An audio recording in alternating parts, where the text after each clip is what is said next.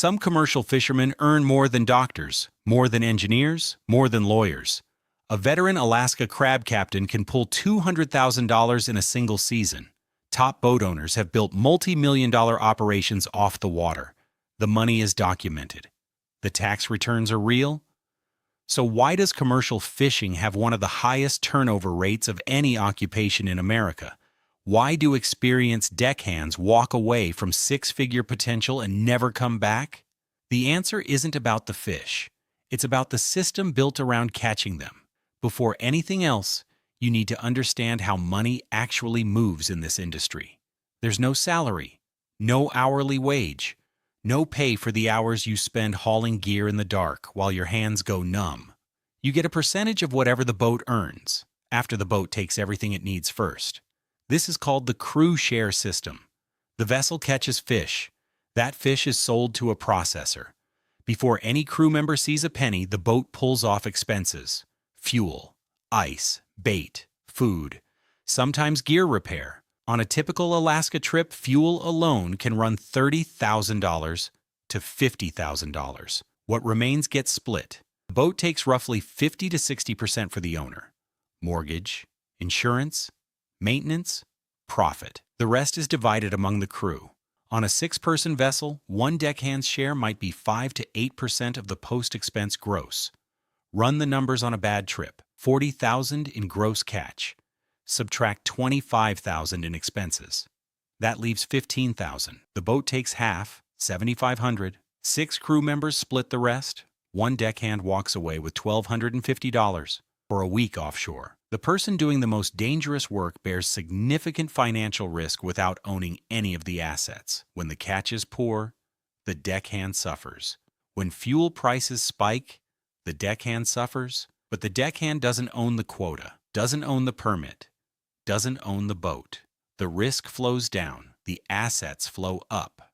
For most of the 20th century, American fisheries ran under open access systems. Anyone with a boat and a license could fish. The only limit was how much you could catch before the season closed. In Alaska, the halibut season was the most extreme example. Through the 1980s and into the 1990s, the entire North Pacific halibut quota could only be caught during 2 brief openings per year. Sometimes those windows were 48 hours long. Every boat that wanted any share of the season had to fish all of it. It didn't matter if a storm was building. It didn't matter if the crew hadn't slept. The clock was running, the fish were there, and any hour you stopped was revenue disappearing. The National Transportation Safety Board and U.S. Coast Guard investigated dozens of casualties from this era and documented the same pattern repeatedly. Vessels that should have stayed in port went out anyway. Fishermen who knew conditions were dangerous made the economic calculation that the risk was worth it, because during a 48-hour season, it was. The Derby didn't just create danger, it created massive overcapacity. Fleets grew far beyond what the fishery could support, because every boat owner knew that if they didn't fish harder, their competitor would. The fishermen dying in those openings weren't acting irrationally. They were responding exactly as the incentive structure demanded. People outside the industry understand that commercial fishing is dangerous. They don't understand how dangerous. The average fatal occupational injury rate across all U.S. industries runs around 3 to 4 deaths per 100,000 workers. Police officers, a profession most Americans consider high risk, experience rates around 11 to 14 per 100,000. Commercial fishing fatality rates, depending on the fishery and year, range from 40 to over 100 deaths per 100,000 workers. In Alaska crab fishing, NIOSH documented rates during certain periods exceeding 600 deaths per 100,000 workers. That is more than 150 times the national occupational average. Vessel sinkings account for the largest share of deaths.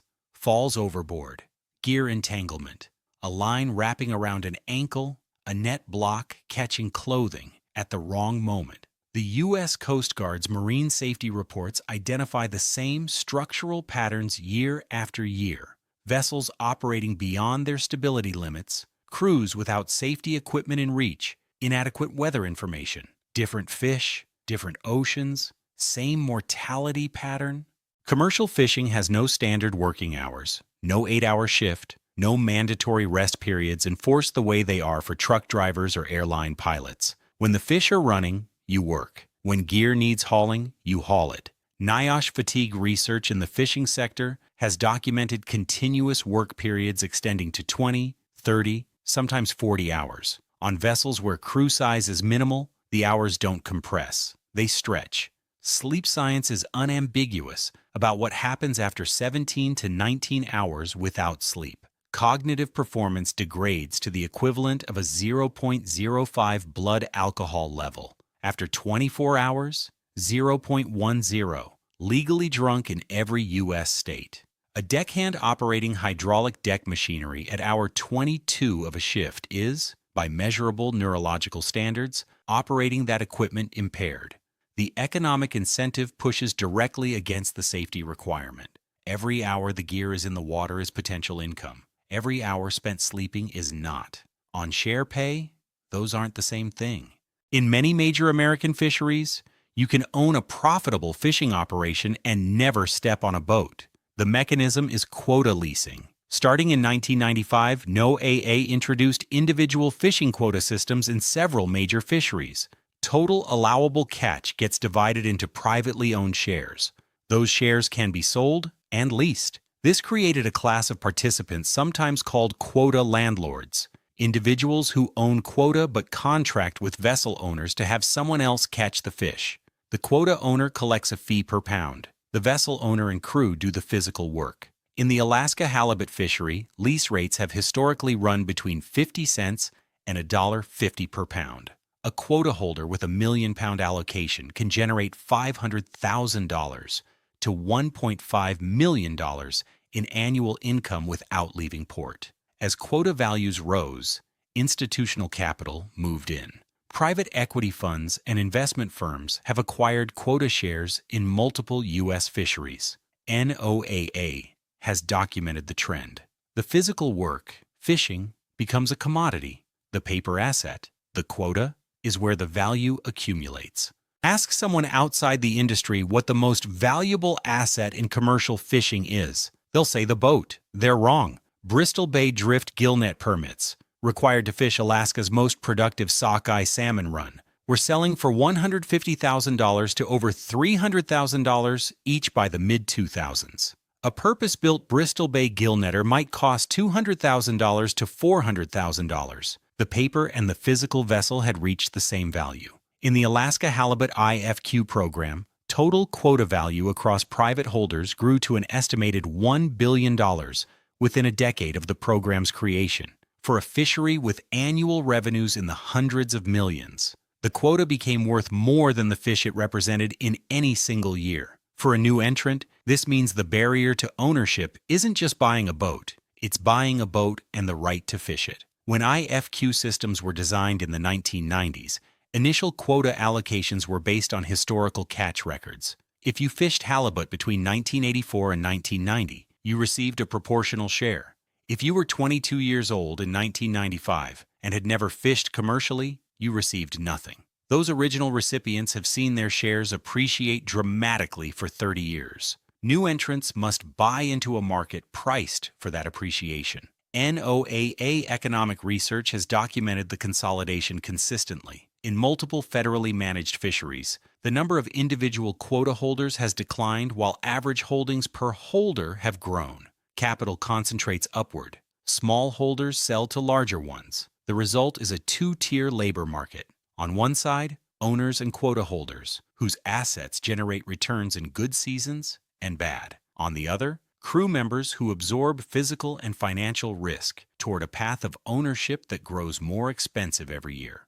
The common assumption about fatal fishing accidents is that the weather was unavoidable, that the storm came up too fast. Coast Guard marine casualty reports tell a different story. In a significant proportion of fatal sinkings and capsizings, weather information was available before departure. The vessel left knowing conditions were deteriorating or continued operating with stability already at its limits. The reason is economic and follows logically from everything already described. A vessel tied to the dock is losing money. Revenue from quota that isn't caught doesn't roll over. It's simply gone.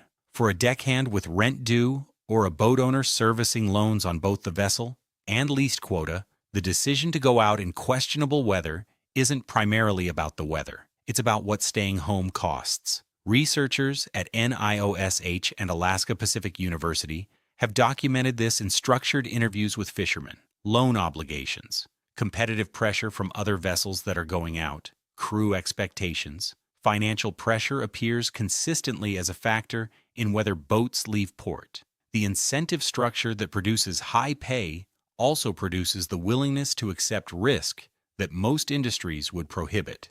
That's not incidental to the earnings. It's what the earnings are for. Survival suits have been federally required on commercial fishing vessels for decades. In Alaska waters, cold water immersion without a suit can cause incapacitation in minutes. With a properly fitted suit, survival time extends significantly. NIOSH drowning analyses found that in a substantial percentage of fatalities, a survival suit was either inaccessible when the vessel went down, not worn, or couldn't be donned in time. The suits exist. People still die. A vessel that sinks in 60 seconds, a realistic scenario for a flooded hull in heavy seas, gives crew members 1 minute to locate a suit stored below decks, put it on, and get off the boat. On a working deck with active gear in the water, that minute doesn't exist. The survival suit story captures something essential about the broader system. The tools to reduce harm are present. The conditions in which the work happens make using those tools nearly impossible. A commercial deckhand on share pay can spend 6 weeks at sea, work through storms, haul gear for 20-hour stretches, sustain injuries, and not know their final earnings until the boat returns, the catch is weighed, the price is finalized, and the settlement sheet is calculated.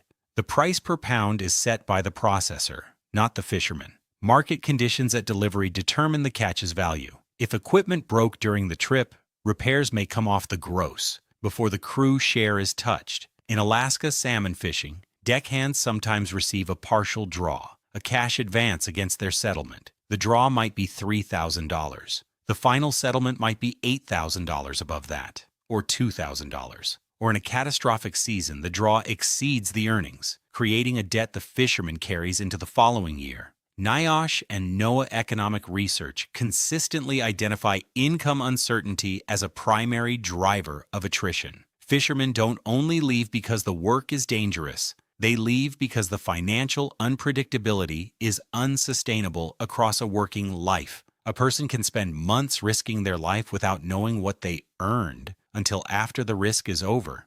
Commercial fishing's attrition problem cannot be solved by higher wages alone, because the wages themselves are not what they appear. What looks like a six-figure industry from the outside is, for most entry-level workers, an income that is variable, deferred, and earned under conditions that most occupations never impose. The high pay exists because the risk exists.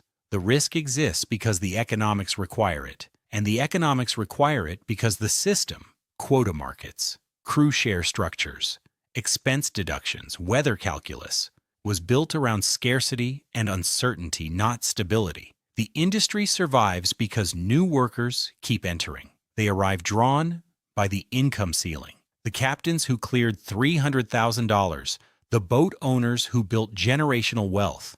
That ceiling is real. The number of people who reach it is small. Most people who enter commercial fishing work hard, earn inconsistently, face danger they weren't prepared for, and eventually find that the path to ownership has grown too expensive to walk. They leave. New workers arrive. From inside the system, the risk compounds. From outside, it looks like opportunity. That gap between what the industry appears to offer and what it actually delivers is the reason commercial fishing has always had more people entering than staying.